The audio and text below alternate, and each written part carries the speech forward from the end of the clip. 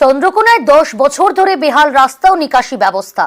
একাধিকবার প্রশাসনকে জানিয়েও লাভ না হওয়ার অভিযোগ। বান্দিপুর 2 গ্রাম পঞ্চায়েতে তালা লাগিয়ে বিক্ষোভ স্থানীয়দের। প্রশাসনের আশ্বাসে পরে বিক্ষোভ উঠে যায়।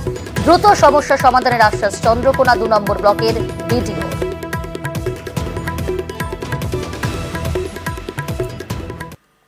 এই রাস্তা আজ দীর্ঘদিন 10 সালের পরে কোনো মোরাম পড়েনি। সামান্য কিছু ঢালাই হয়েছে, বাকি আর কিন্তু কোনো কিছু হয়নি। সেখানে স্কুলের ছেলেরা আস্তে আস্তে আশা খাচ্ছে বা হাত পা ভাঙছে। বারবার প্রধানকে আবেদন নিবেদন করা সত্ত্বেও কোনো কিছু আজ পর্যন্ত হয়। কিছু কিছু রাস্তায় জল জমেছে, সেগুলো আমরা সার্ভে করলাম। আপাতত রাস্তাটা আমি মোরাম এবং বোল্ডার দিয়ে ওটাকে রিপেয়ার করে দেওয়ার চেষ্টা করব।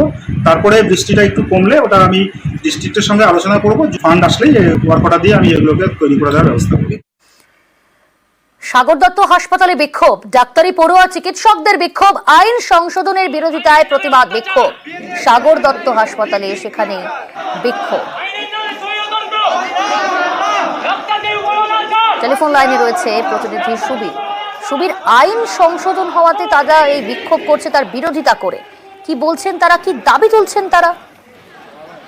দেখো, ভারতীয় সংবিধানের 304 ধারা অনুযায়ী চিকিৎসাধীন অবস্থায় কোনো রোগীর মৃত্যু ঘটলে সেক্ষেত্রে রোগীর পরিজনদের অভিযোগের ভিত্তিতে সংশ্লিষ্ট চিকিৎসকের বিরুদ্ধে জরিমানা সহ শাস্তির ব্যবস্থা নেওয়া হতো।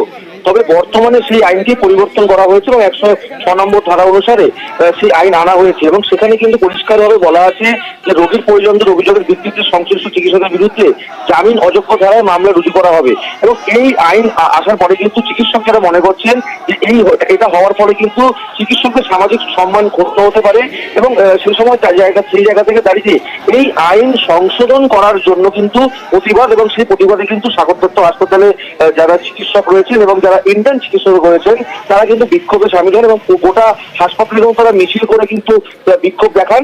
এবং যতক্ষণ না পর্যন্ত এই আইন সংশোধন করা হবে ততক্ষণ কিন্তু তারা কিন্তু তাদের মতো করে এই আন্দোলন তারা চালিয়ে যাবেন, এমনটা কিন্তু জানিয়েছেন তারা। ধন্যবাদ।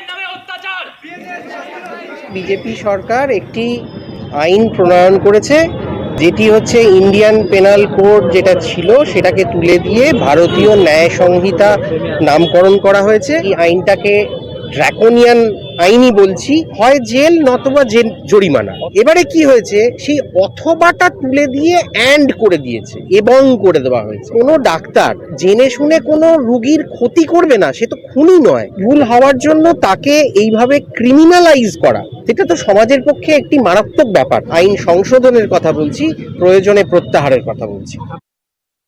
সরকার যেটা নীতি বানিয়ে দিচ্ছে বিজেপি সরকার, তাতে পেশেন্টদের মাথায় ঢোকানো হচ্ছে আপনারা আঙুল তুলুন, ভুল করুক বা ঠিক করুক আপনারা আঙুল তুলুন, আপনারা বলুন ভুল জিনিসটা। কিন্তু আমরা সেটা কখনো হতে দেবো না। আমরা চাই পেশেন্টের সুস্থ হয়ে উঠুক, পেশেন্টের ভালোভাবে ট্রিটমেন্ট দিতে পারে। ডাক্তারের দোষ না ভুল, ঠিক না ভুল সেটা না জানা সত্ত্বেও পেশেন্টের ডক্টরকে তুলে নিয়ে চলে গেল একটা পেশেন্টের কমপ্লেনের জন্য।